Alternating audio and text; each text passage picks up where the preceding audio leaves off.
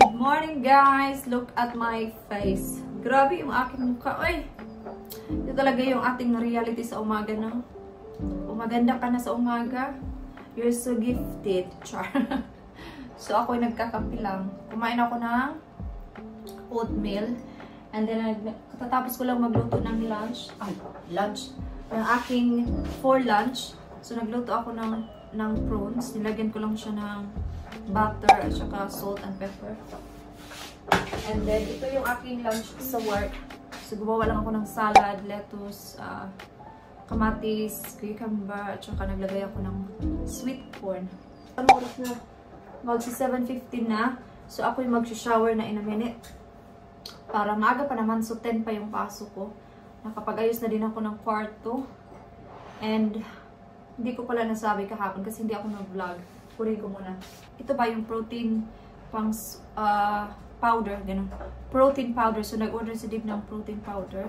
Ito siya. 10 pounds lang siya. Nabili namin sa Amazon. Sale siya. Originally, 13 pounds, something like that.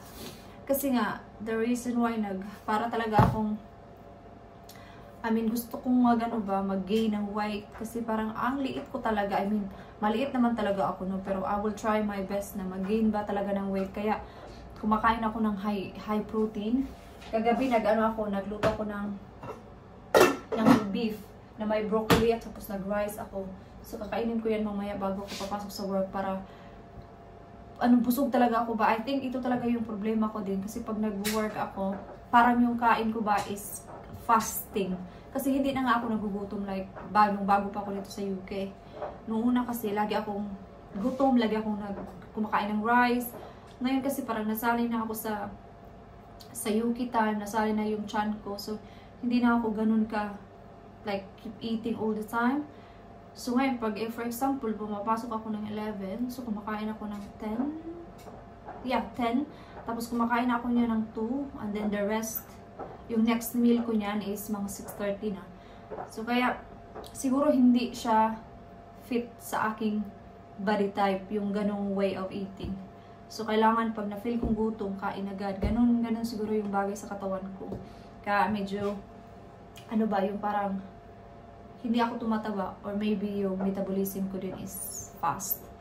Kasi hindi din talaga ako, guys, nakaka-stay. Gusto ko talaga may ginagawa. Like, ngayon, naiisip ko na naman na gusto ko munang mag-vacuum kasi nga papasok ako sa work and para later pag uwi ko malinis na. So yeah, tapos naman ako gumawa ng aking lunch and then gumawa na din ako ng lunch ni Kira, nasa bag niya na. Tapos yeah, siguro magba-vacuum muna ako talaga para may magawa ako bago ako maligo kasi maaga pa naman. Normally naliligo kasi ako 7:30. So hindi ko talaga mapigilan ang aking sarili. Nag-vacuum talaga ako, guys, at 7:28 in the morning. Ito yung vacuum. Gusto ko kasi talaga malinis pag pumapasok ako sa work. Minsan parang hindi ko na ating OC talaga ako, guys. Very OC kasi gusto ko talaga lahat organized. Hindi to dahil nasa vlogging ako or dahil pinapakita ko siya sa vlog. Ganito talaga kahit walang camera. Ito talaga ako. So, yung vacuum.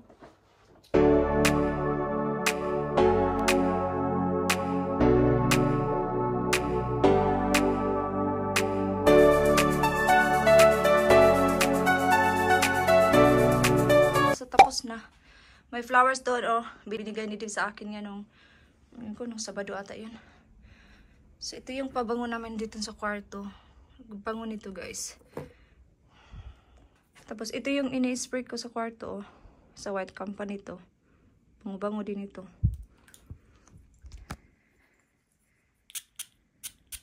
So, ako'y nagbabalik. It's 8:42 na ng umaga at tao na ba yung mukha ko, guys? Mukha na ba akong tao? So, naka-makeup na ako at ready na akong papasok sa work. Pero meron pa naman akong mga 1 hour bago ako papasok, no? So, nagtimpla lang ako nung protein powder na pinakita ko kanina. Yan, medyo napagod ako sa aking pagbabacuum, no? So, alam niyo naman pag mag-vacuum, ganun talaga yung energy talaga.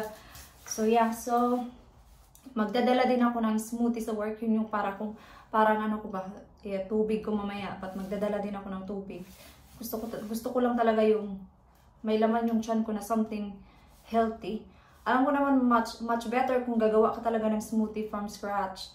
Yung talagang fresh. And today kasi wala akong time, and then naisip ko kahapon, wala na pala kaming blender kasi binigay ko na sa charity nung time na nag-ayos kami ng kitchen. So bumili ako kahapon, o nung nag-grocery si Dave nung Sabado, binila niya ako ng smoothie. So yun yung dadalhin ko sa work. By the way, ito yung frame dito sa door. Hindi pa namin natapos kahapon. Yeah. So ito yung dadalhin kong smoothie, tapos magsasalad ako sa aking lunch. O diba, healthy tayo, no? And then tapusin natin itong ating shake na may powder. So guys, hindi ko muna sa inyo i-reveal yung aking work, no? Kasi medyo early yung aking pasok today. Hindi ako makapag open up a little bit more about sa aking work ba. So bukas na lang kasi sa lunch pa naman ako papasok, 1 pa ako papasok. So marami pa akong time sa umaga para ikwento sa inyo yung aking job. Malamig today, pero meron naman akong jacket dun sa work pa. Yun talaga yung ginagamit ko. Yun talaga yung uniform namin pag malamig. So ito lang yung bag ko, oh. May nakalagay na J. Nabili ko to sa Primark. Ang good thing din nito kasi malalabhan mo talaga siya. So, ilagay ko lang dito sa bag. Parang alauna, medyo ako magla-lunch today kasi 10 ako papasok. So, by mga 1:30, gutumin na ako niyan. Dito, ganun. Diba? Tapos, pagdala ako ng tubig. Diba? Working mama tayo. Magkukut pa ako kasi malamig sa labas. So, ganito lang naman. Simple. Sabay na ako guys sa work. Mahangin. 9:43 pa lang. Lapit na ako sa work. Nandito na ako sa corner. Grabe, ang lamig talaga ng kamay ko. Pag winter, tapos hindi ako nag-gloves. Grabe talaga. Kaya siguro, pag winter talaga yung kamay ko talaga, kailangan ng cream. So, dito na ako ngayon sa work, guys. So, nilagay ko lang kayo dyan sa locker ng aking ka-work. Kasi wala akong dalang tripod. So, magka-clock in na ako in 3 minutes. Tapos, work na. So, I will see you guys pag natapos na akong mag-work or itry kong mag-vlog while kumakain ako ng lunch. Lunch ko na guys. Tuna. Hindi ako nag-lunch kanina kasi hindi pa naman ako gutom. Yan yung aking lunch. Ang sarap-sarap. Tapos na ang work guys. So, hagardo na ba ang person? Ano today? Napaka-quiet. Malamig kasi talaga tapos mahangin. So, parang walang gustong lumabas. So, pupunta muna ako sa Morrison. Kasi parang gusto kong bumili ng cake. Kasi gusto kong kumain ng cake. So papunta tayo sa Morrison Berry. Mga 2 minutes lang naman. Yeah. Diyan nagwo-work yung isa kong friend na Pinoy din. So, ang hangin-hangin.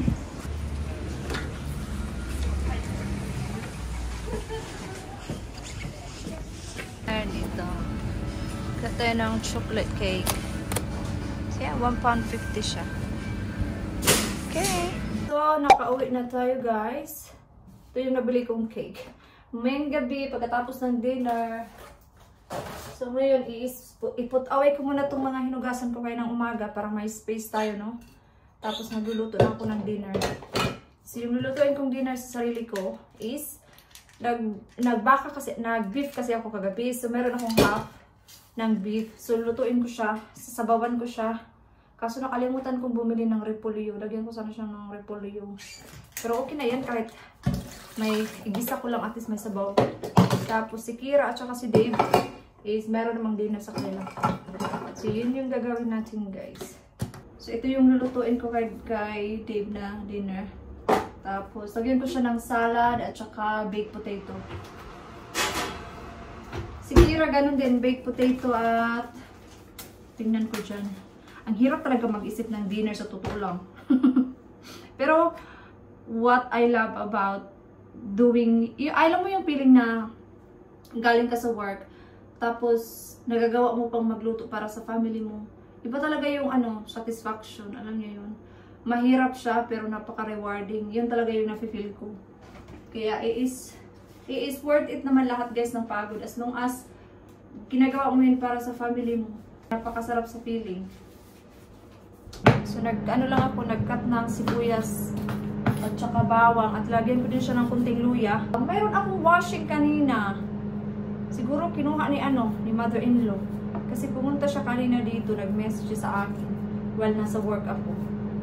Kasi mayroon siyang i-drop na damit ni Kira daw. Siguro nakita niya yung labahan ko.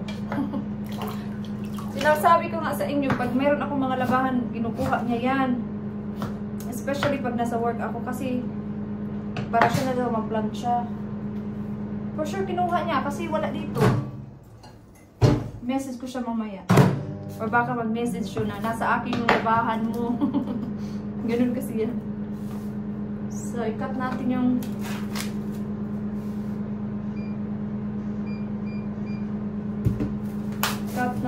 ating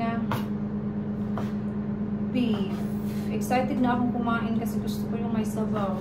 Masarap sana to kung may repolyo, pero okay na. Ilagay ko yung udong na natira ko. Meron akong isang udong. I-ano ko na siya. Isali ko na.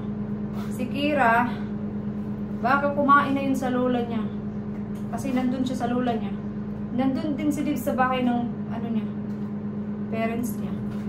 Kasi sinundo niya si Kira. Minsan kasi nag-stay pa yan sila doon para mag-chat-chat, ganun. Kaya, uwi na yun maya-maya. Work na naman ako bukas. Sabi ko na sa inyo, di ba? Tanghali ako bukas hanggang closing. 1 to 5:30. Yeah, nagisa ko na siya. Tapos takpan natin para maluto muna yung baka. So, naghugas na din ako ng mga platos. Yung hugasan mo na lang mamaya is yung kinainan na lang namin. Yun na lang. Kasi diba, multitasking kasi tayong mga nanay. While nagluluto, maghugas. Para pag naluto, wala nang hugasan. So, and then pag natapos na tayong kumain, yun na lang yung hugasan. Diba? Sayang kasi yung oras, guys. Mas madali kung multitasking. Kasi, pag hinintay mo yung kumulo, tapos maghugas-hugas ka, tapos, diba? I-edit ko tong vlog na ito mamayang gabi. Pag natapos na akong maghabat para ma-upload ko siya bukas. So, bukas is Tuesday. So, bukas ko siya i-upload. So, yung mga videos ko is siniset ko siya every 2 days. Minsan every 2 to 3 days. Kasi, hindi ko kaya mag-daily. Parang siya guys, hindi siya kakayanin ng aking powers. So, kaya nagbablog lang ako every 2 to 3 days. Kasi ayaw ko namang mag-vlog every day. Kasi mabuboard lang din kayo sa mga vlogs ko. Kasi dito lang, linis, work, uwi, luto, ganun. So, paulit-ulit lang din siya. Kaya every 2 to 3 days ako nag-upload para at least hindi talaga like nothing talaga. Kaya sana na-enjoy nyo yung mga vlogs ko. Kasi wala din man ako maipakita guys. Kasi yun lang talaga din yung ganap ko everyday. And yung about naman sa paglilinis, yun talaga ako kahit walang cam. Kaya minsan na-over na talaga yung aking paglilinis. Kaya feeling ko nga bukas maglilinis na naman ako kasi alauna pa yung pasok ko, diba? Sayang kasi yung oras ko. Nakaupo lang ako. I spend time using my phone. Mas gusto ko yung may something ako na magawa. Yan na yung aking dinner, guys. Sarap. May sabaw. Tapos, ito yung kaidib salad niya. Tapos, yung baked potato at saka yung quiche. Kay Kira, nasa microwave. May masha, sausages at saka gravy. Hugas time. Maaga pa. Noras na. 6:10 pa lang. Tapos na kami kumain. Hindi, naubos ni Liv yung dinner niya. Busog daw siya.